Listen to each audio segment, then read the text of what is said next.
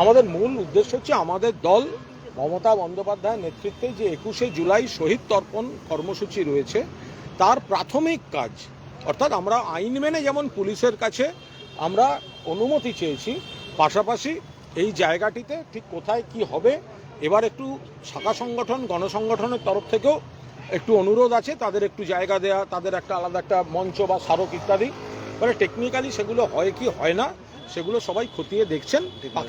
বাকিটা ডেকোরেটর মাপজোক করে নেওয়া হচ্ছে, বাকিটা নেতৃত্ব সিদ্ধান্ত নেবেন। আমরা আইন মেনে ল অ্যাবাইডিং সিটিজেন আমরা দিয়েছি, এটা গেল এক। দুই, 1993-এর 21শে জুলাই আন্দোলনটা মমতা বন্দ্যোপাধ্যায়ের নেতৃত্ব হয়েছিল।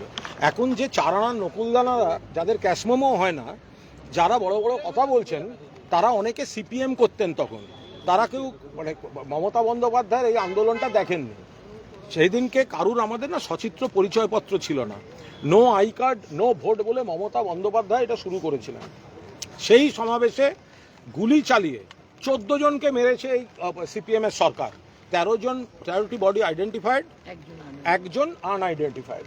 তো এখন সেই জায়গায় দাঁড়িয়ে প্রত্যেক বছর, সেদিন মমতা বন্দ্যোপাধ্যায়কে খুনের চেষ্টা হয়েছে এবং আহতের সংখ্যা দোলা কত হবে, প্রায় 100-র মতো, বেশি।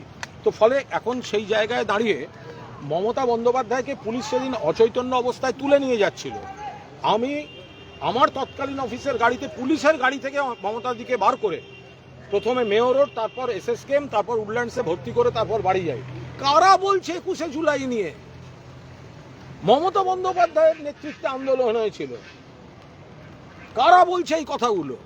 এবং তারপর থেকে প্রত্যেক বছর এই দিনটি শহীদ তর্পণ মমতা বন্দ্যোপাধ্যায় করে থাকেন। এটা যে কোনো নেত্রী রাজনীতিতে এটা একটা নজির, যে এইভাবে শহীদ পরিবারদের শ্রদ্ধা জানিয়ে, শহীদদের শ্রদ্ধা জানিয়ে, শহীদ পরিবারদের সম্মান দিয়ে এটা হয়ে থাকে। এবার বলবেন কেন ধর্মতলা? তার কারণ এই জায়গাটা ঘিরেই তো গন্ডগোলটা হয়েছে, এই মোড়েই তো ডেড বডি পড়েছে।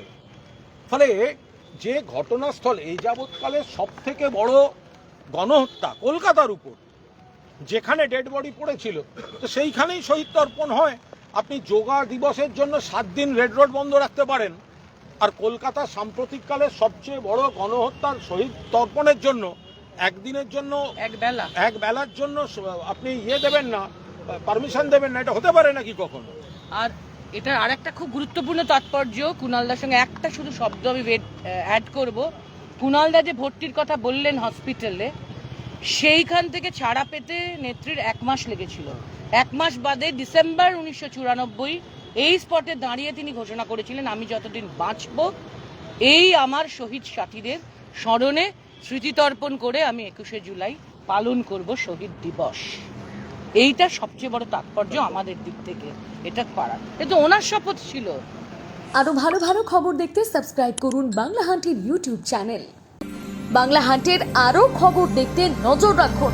বাংলা খবর মানেই বাংলা হান্ট।